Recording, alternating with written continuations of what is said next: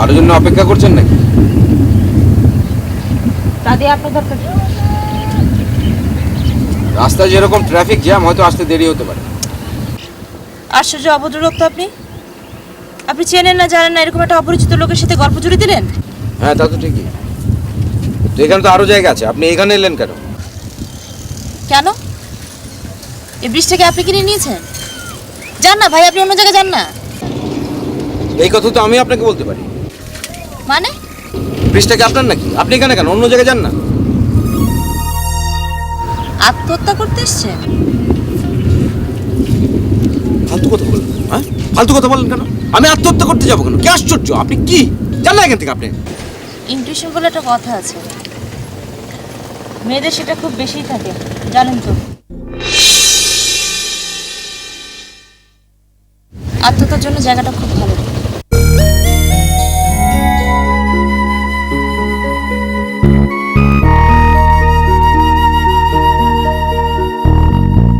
বললেন না তো আমার ইনটিউশন ঠিক আছে কিনা।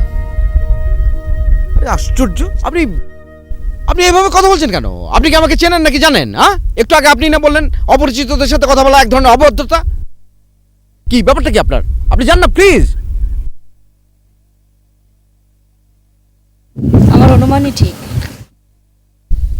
এখন কি আত্মহত্যা করতে ভয় করছে? আরে আমি ভয় পাবো কেন? হ্যাঁ, আচ্ছা আপনি এই সমস্ত কথা বলছেন কেন ভাই? আপনি জানতো আমাকে, প্লিজ আমাকে রেহাই দিন আপনি।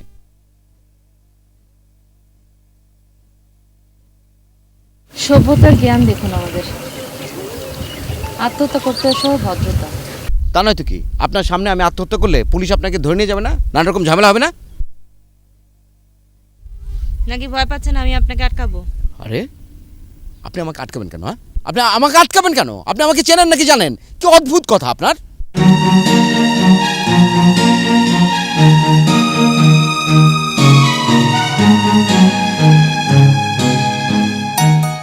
এই জায়গাটা আসলে আত্মহত্যার জন্য খুব ভালো। গতকাল আমি দেখে গিয়েছিলাম। ইয়ে, আপনিও আত্মহত্যা করবেন নাকি? কিন্তু কেন?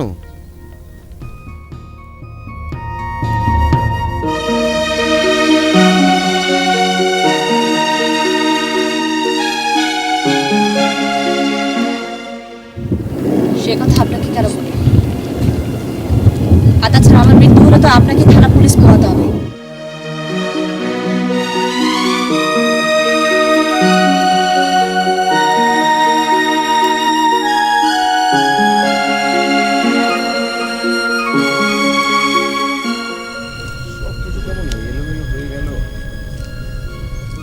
আচ্ছা চলুন এক কাজ করি, আমরা দুজন মিলে একসঙ্গে ঝাঁপ দিই, তাতে থানা পুলিশ কিচ্ছু করতে হবে না, কোনো ঝামেলা থাকবে না। চলুন, 1 2 3 চলুন। কি বলেন কি আপনি? আপনার সঙ্গে আমি মরতে যাব কেন? লোকজন জানাজানি করে কি হবে? কি সব নতুন নতুন গল্প ছড়াবে? আশ্চর্য কথা বলেন।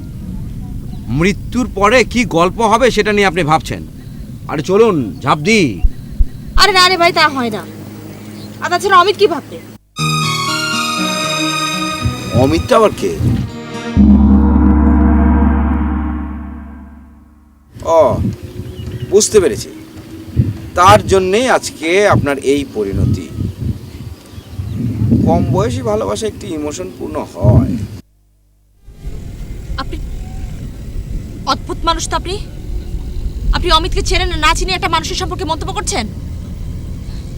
আপনি নিজেও তো মরার চেষ্টা করছেন, মরতে যাচ্ছেন। এটার পিছনে নিশ্চয়ই কোনো কঠিন যুক্তি আছে। দেখুন, আমি তো জীবনের অনেকটা পথ পাড়ি দিয়েছি, অনেক কিছু দেখেছি। আপনার তো এখন অনেক পথ বাকি।